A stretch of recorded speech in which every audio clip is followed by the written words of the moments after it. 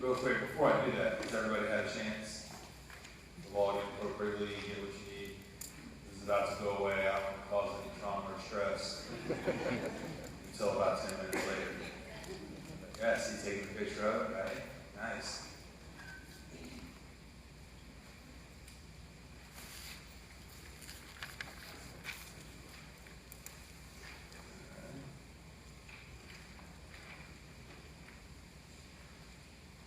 Here we go. Well, let me take a few minutes here. I want to kind of set up what we're going to do and give you kind of a rundown of the day, a little bit about me. I know a few of you, but many of you, this is the first time we met. So I'm going to give you a quick introduction of myself and kind of set up the day and give us a couple of rules and guidelines as we go through the next time together, the next couple of days together. So let's start with who I am. So my name is Scott Lewis. I'm a partner with the National, well, we're now called the Income Group, or TNG. That's used to stand for the National Center for Higher Education Risk Management. We changed it because we started also serving some K-12s and some corporate clients. Primarily with K-12s in the area of Title IX and behavior intervention, same with corporate clients in the areas of civil rights discrimination and threat assessment. And so a little bit of background for me. I did my undergraduate work, graduate work at Texas A&M University. There's a longer version of our bio available online in psychology and college administration specifically. Worked there for a little bit, taught a class there as well, worked in student affairs as well. And then went to law school at the University of Houston, and then worked at a law firm in Houston briefly, and then left there to be associate vice provost at the University of South Carolina, and the system down there. And then left there to become special advisor to the president and provost, the vice president at St. Mary's College in South Bend, Indiana. So I'll say this, when you move from a large public state system that involves 2-year and 4-year institutions, and you go to an all-female, small, private Catholic school, there's an intellectual whiplash that occurs. And the interesting part is that some things are very, very similar, some things are very, very different, but it's definitely easier to spot who you are on campus. When you walk across, you're definitely the odd man out. And I mean the odd man out. I got one of a few men, but mostly nuns and students and me. And so it was an interesting time. But actually, we're going to talk a little bit about one of the cases that comes from it, with some good learning. I've been working with the Income Group since 2001, primarily in the areas of helping campuses adjust the way we manage issues surrounding sexual misconduct, gender-based discrimination, and the way we prevent and respond to those issues, as well as issues surrounding suicide and homicide. And what we do in the Income Group, just to give you sort of a sense, this kind of work, what we're doing today, and I'll set up for the curriculum as well, is really more along the lines of prevention work. Some of you will do these investigations or assist with them in some capacity. Some of you won't. Some of you will just help implement policy, go to programs for faculty and student staff. This is the kind of prevention stuff that's critically important.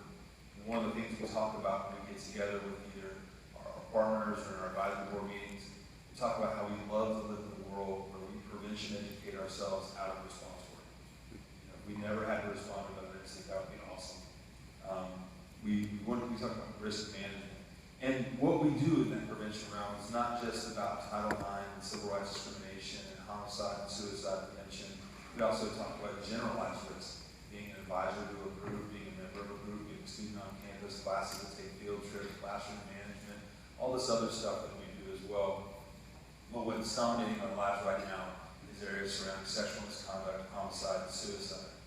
And it's, I have to do things on the side to remind myself. And I want you to remind yourself, too, as you get into this work, those of you who are going to be investigators for your campus, try to remind yourself that the world's actually a pretty good place. Most people are nice, and they get up and they go to work and they treat each other well. Because when you're in the jobs that we're in, particularly the work that I get on the response side, because we do investigations for campuses, we do this thing called investigation oversight or finalize, where we'll work with the campus from a distance while they're doing an investigation to help make sure everything's going as it should go. We'll review investigation reports at the end to say, have you really completed and done everything that should have been done prior to adjudicating the matter? And that response work stuff makes us, reminding our team the other day, I was like, man, we live in a pretty dark place a lot of the time. All of our response work is about sexual assault, domestic violence, and harassment, discrimination, murder, suicide. It's just, it can wear you down a bit. I want you to take care of yourself. So find other ways to do it. What do? I live in Denver, Colorado, even though our firm is in Philly, so I like to be outside a lot. Hike. And then the other thing I do is I teach classes. Get out of the classroom, I continue to teach. I was on the faculty at Carolina for 12 years, college of education. But, teach classes, interact with colleagues, go, hey, not everybody's out there trying to do horrible things to each other. Otherwise, it ruins every trip to Disney. I'll say that. It really does. If you're ever at Disney and you see somebody, like if I'm at Disney and I see something like an adult person walking alone, particularly male, I used to have a profile there, like predator. I guess that's the first thing I think. Some poor guy just going to the bathroom. I have a friend, his name's Pat, a really nice guy, he and his wife, kids, but he loves amusement parks and she hates them. So he'll, if he's in Orlando or anywhere near, he'll go. And I trained some of the Disney law enforcement officers a couple of years back, and I learned, so I had to share with them. I was like, hey, whenever you go to Disney, you walk around by yourself as a 35-year-old man, you're being followed. Just FYI, I just want to let you know, you think you're at Disney alone, but you're not. You meet the criteria of a lot of things that shouldn't be at Disney alone. Like, that's just not how this goes. So, just FYI, go alone. That's what happens. We also do governmental work, and that's going to matter today. We're going to talk about some of the pending legislation that you need to know as investigators. We've been working with the Offices of Civil Rights now for 15 years. We just got asked a year ago, or I just got asked a year ago, I should say, to start training the Offices of Civil Rights, particularly on how to do investigations into you. And so it's a weird thing to ask, right? They're the enforcing body. Like, you can train us on Title IX and how to investigate causes. I'm like, isn't that what you do anyway? And they say, yeah, but we want to know more about it. And remember, Offices of Civil Rights enforce all civil rights. So some of them have extensive knowledge about disability, race, and ethnicity, and religion, not necessarily gender-based discrimination. And so they're all lawyers, and almost none of them have ever worked a day on college campus. So we spend a lot of time on those trainings. It's a 2-day event for them as well. The first day is really just explaining to them how colleges are different. Because their college experience is really their college experience. So when they come on your campus, they ask questions about how you're working, so they don't always understand that. So we've been trying to help move them along in that area. It's been an interesting journey to provide this. It's a fascinating Q&A session, I'll say that. The other thing we do is we work with some of the subcommittees that are currently looking at, most of the federal ones, looking at laws that are being passed and are proposed. There's 2 laws on the books that we're going to talk about because they're going to have a pretty big impact on you in terms of your work as it relates to Title IX.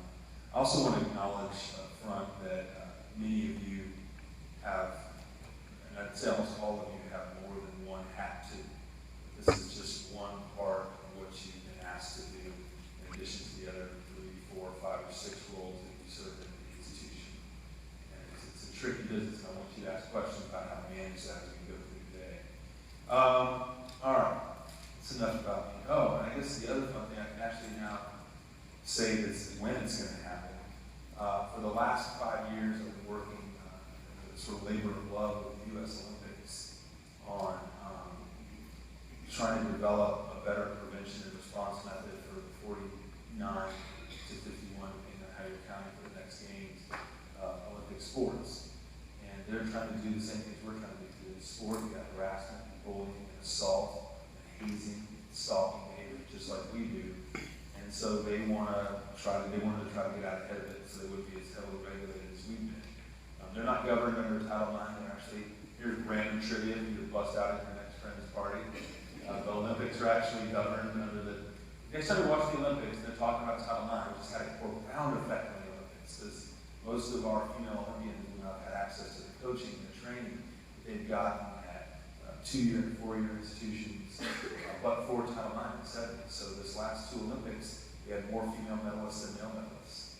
And that's the first time that's happened. And we had more female athletes than male athletes. And that's the first time that's happened. And that's all because of Title IX. Yet, the Olympics has nothing to do with Title IX.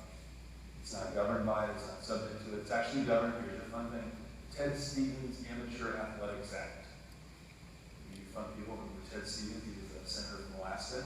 And if you really want to act like a cool in the know, Ted Stevens AAA. So I knew about it, we're hanging out. And so you can't hang out with Ted Stevens, he's dead, but you could at least reference it in the law.